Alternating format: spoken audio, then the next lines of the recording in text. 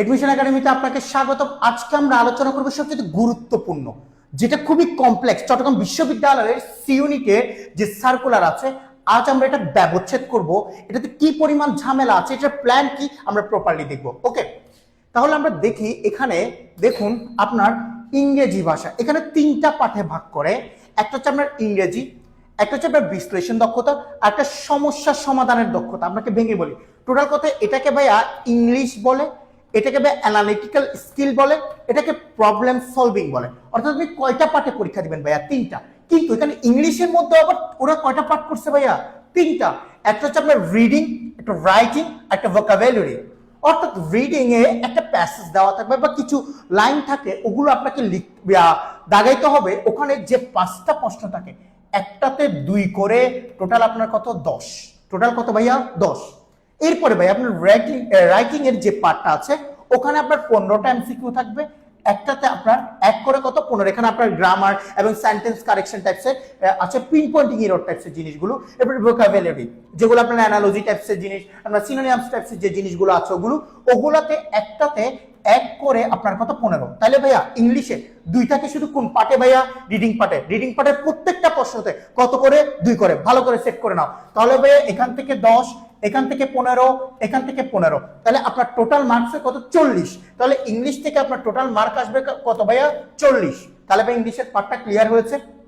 এরপরে আমরা বিশ্লেষণ দক্ষতা বা অ্যানালিটিক্যাল স্কিল লিখবো। অ্যানালিটিক্যাল স্কিল 2টা পার্ট থেকে আসে। যেমন ঢাকা বিশ্ববিদ্যালয়ের আইবি এর অ্যানালিটিক্যাল স্কিল অনেক বড়, বৃহৎ, কিন্তু চট্টগ্রাম বিশ্ববিদ্যালয় সিলেক্ট করে দিয়েছে যে 2টা টপিকে, একটা ক্রিটিক্যাল রিজনিং আর একটা লজিক্যাল রিজনিং। ক্রিটিক্যাল রিজনিং বা লজিক্যাল রিজনিং এ 15টা থাকে, আপনার একটাতে 2 করে। একটাতে ভাইয়া কত করে? 2 করে। 15 দুগুণে কত? আপনার 30।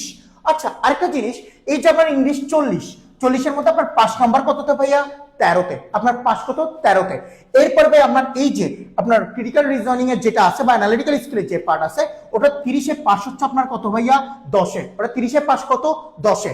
এরপর ভাইয়া আপনার সমস্যা সমাধান বা প্রবলেম সলভিং যে ম্যাথের পার্টটা আছে, ওটা তো হচ্ছে যে আপনার কি অ্যারিথমেটিক এবং আপনার কোয়ান্টিটেটিভ এই দুইটাতে আপনার 2টা পার্ট। অর্থাৎ একটা হচ্ছে পাটিগণিত, অ্যারিথমেটিক হচ্ছে আপনার পাটিগণিত, আর আপনার কোয়ান্টিটেটিভ হচ্ছে আপনার পরিমাণ বাচক জিনিসপত্র, যেমন লাভ, ক্ষতি, সুদ, কষা, এই ধরনের এই আরো বিভিন্ন পরিমাণ বাচক আছে। আপনারা কোশ্চেন গুলো অ্যানালাইজ করে দেখবেন, আমাদের লাইভ ক্লাস আসবে ইনশাআল্লাহ, আপনারা দেখবেন। এগুলোতে একটাতে আপনার 2 করে আপনার কত? 30। তাহলে ম্যাথের মধ্যে অ্যানালিটিক্যাল স্কিলে একটা প্রশ্ন কত করে ভাই? আপনার 2 করে।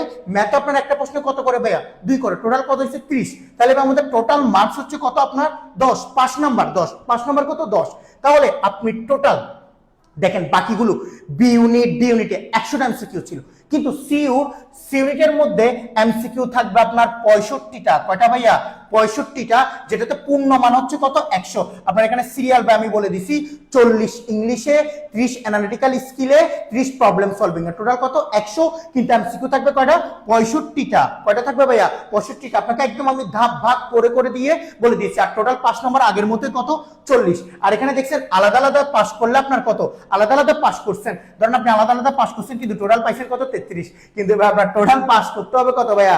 40-এ। আপনি আলাদা আলাদা পাসও করলেন। আবার এমন হয় অনেকজনের, কেউ ভাইয়া এটার মধ্যে একদম 40-এ ফাটাই ফেলছে, ঠিক আছে, বাকিগুলো একদম সেই পরীক্ষা দিছে, কিন্তু অ্যানালিটিক্যাল স্কিলের মধ্যে পাইছে 8, তাহলে সে ফেল।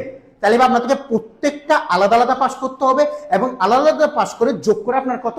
40 পাইতে হবে। তাইলে এইটা হচ্ছে আমাদের চট্টগ্রাম বিশ্ববিদ্যালয়ের সি ইউনিটের মান বন্টন। এখন আমরা দেখব এখানে কত জিপিএ পেলে আপনি পরীক্ষা দিতে পারবেন।